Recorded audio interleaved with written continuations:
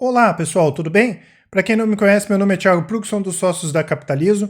Nós somos uma empresa de análise e recomendações de investimentos e hoje eu pedi para o nosso setor de análise trazer, como é normal, pelo menos uma vez por semana, uma recomendação nossa que está em andamento da Santos Brasil pela nossa estratégia do rastreador de tendências, que é, é o nosso carro-chefe aí para quem quer fazer operações mais especulativas de médio e também de curto prazos, tá? Vou mostrar para vocês como é que funciona. Como eu falei, ela tem um enfoque mais especulativo, mas como sempre também eu vou trazer informações fundamentalistas para quem quer acompanhar a Santos Brasil pensando no longo prazo. Então, como é que funciona essa estratégia? Primeiro, ela tem um filtro fundamentalista, onde o pessoal da análise separa aqueles ativos que têm um potencial maior de crescimento, pensando no curto prazo, ações que caíram demais, como é o caso da Santos Brasil, ou empresas que podem continuar a sua trajetória de alta. Então, para quem não conhece a Santos Brasil, pessoal, ela é uma small cap, ela vale pouco mais aí de 2,8 bilhões de reais. É uma empresa que é referência de mercado, né, na operação portuária de containers no Brasil. Ela opera em 5 terminais marítimos, sendo 3 terminais de containers, né? O principal deles é o Tecon de Santos, né, no Porto de Santos, em São Paulo, que tem aproximadamente aí 40% de participação de mercado. Lembrando que lá em Santos também tem um terminal exclusivo para movimentação de veículos, o Vila do Conde, que fica no Pará, e o de Imbituba, que fica no Porto de Imbituba, em Santa Catarina, e lá nós temos também um terminal de carga geral. Além disso, a estrutura também conta com 2 centros logísticos industriais aduaneiros, um em Santos e outro em Guarujá, e um centro de distribuição em São Bernardo do Campo, além da frota própria de transporte rodoviário. Então é um negócio que tem bastante resiliência, até porque ele trabalha com exportação e importação, e às vezes uma coisa pode compensar a outra. A empresa tem uma posição de caixa bastante confortável, mesmo tendo alguns investimentos para fazer. Isso é importante aí em momentos de crise. E no entendimento aqui do pessoal da análise fundamentalista, os preços estão atrativos, tá? Eles caíram demais. Aqui nós temos os resultados do primeiro trimestre. Ficou praticamente estável, né, pessoal? Receita líquida, isso aqui já pegando alguns efeitos da crise, né? Caiu 1,5%, saindo de 227 milhões para 223. Aqui sempre considerando o primeiro trimestre desse ano em relação ao primeiro trimestre do ano passado, o EBITDA recorrente caiu 0,8 e a empresa teve um prejuízo de 13 milhões de reais, sendo que o ano passado ela teve um prejuízo de 9 milhões de reais. Operacionalmente, o Porto de Santos compensou as outras operações que não vieram positivas, claro que é a principal operação, e na proporção aí nós tivemos 52% de importação e 48% de exportação no trimestre.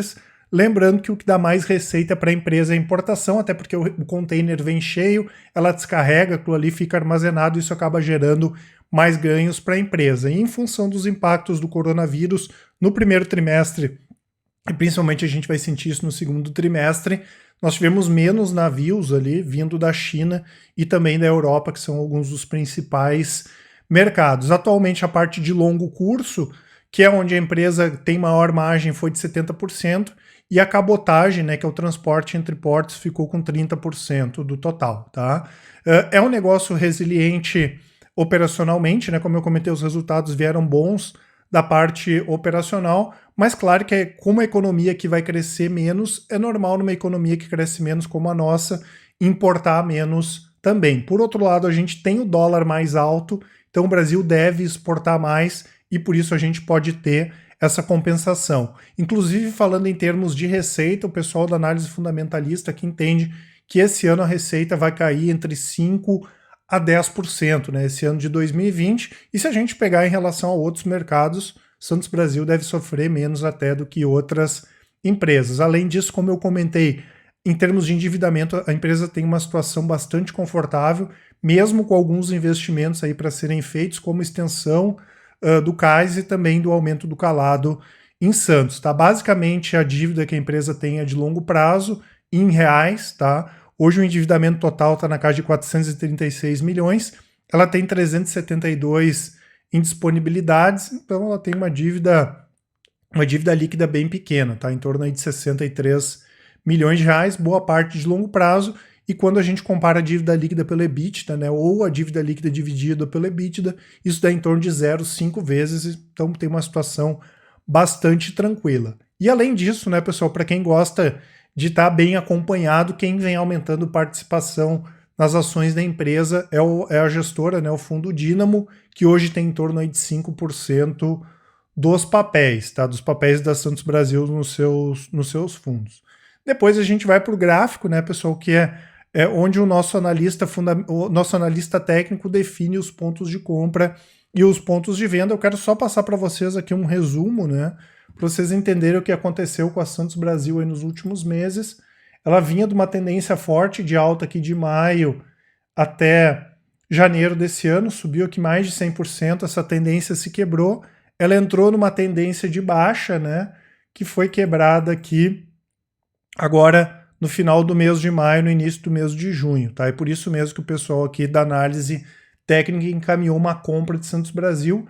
Ainda assim, né, ela está com uma baixa considerável de 44% nesse ano, né? Então não só em termos fundamentalistas, mas em termos técnicos, quando a gente olha o gráfico aqui tem um potencial bastante interessante. Deixa eu só fechar aqui. É dessa forma que as operações são passadas, né, pessoal? Compra, no caso aqui um exemplo de Magazine Luiza, compra pelo preço tal e tem mais um preço teto, que é o limite de entrada no dia. Claro que se nos outros dias ainda tiver interessante para entrar, nós avisamos os nossos clientes também. Essa operação, normalmente, quando ela não dá certo, ela dura de 2 a 3 semanas.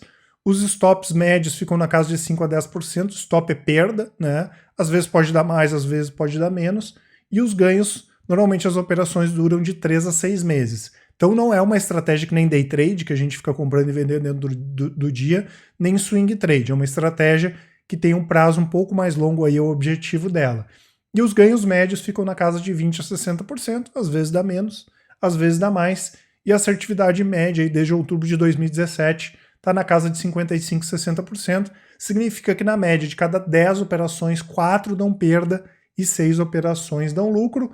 Normalmente nós passamos as operações na parte da manhã, tá? A tolerância normalmente de 1 a 2%, e as recomendações são passadas pelo app, pelo painel do trader para quem estiver no computador e também pelo Telegram. É bem fácil de acompanhar, tá, pessoal? Eu sempre comento, tem que ter pelo menos uns 10, 15 minutos na parte da manhã, olhar o aplicativo, olhar o Telegram, uns 10, 15 minutos na parte da tarde, onde normalmente são encerradas as operações, vocês conseguem tranquilamente entrar na maioria das recomendações. Tá certo, pessoal? Lembrando que eu vou deixar aqui na descrição o Full Trader, que é justamente o produto onde tem essas recomendações. Além disso, tem as recomendações de swing trade, long short, as recomendações de day trade e tem as recomendações de longo prazo também em ações. Então quem quer montar uma carteira de dividendos, de small caps, ações internacionais, quer pegar 20% do capital e especular, o Full Trader atende. Além disso, eu vou deixar todos os nossos canais gratuitos aqui para vocês, o blog, Telegram, os e-books, relatórios grátis, além de todos os nossos contatos para quem quiser conhecer mais um pouquinho da Capitalizo ou bater um papo com a gente. Um abraço a todos e até mais.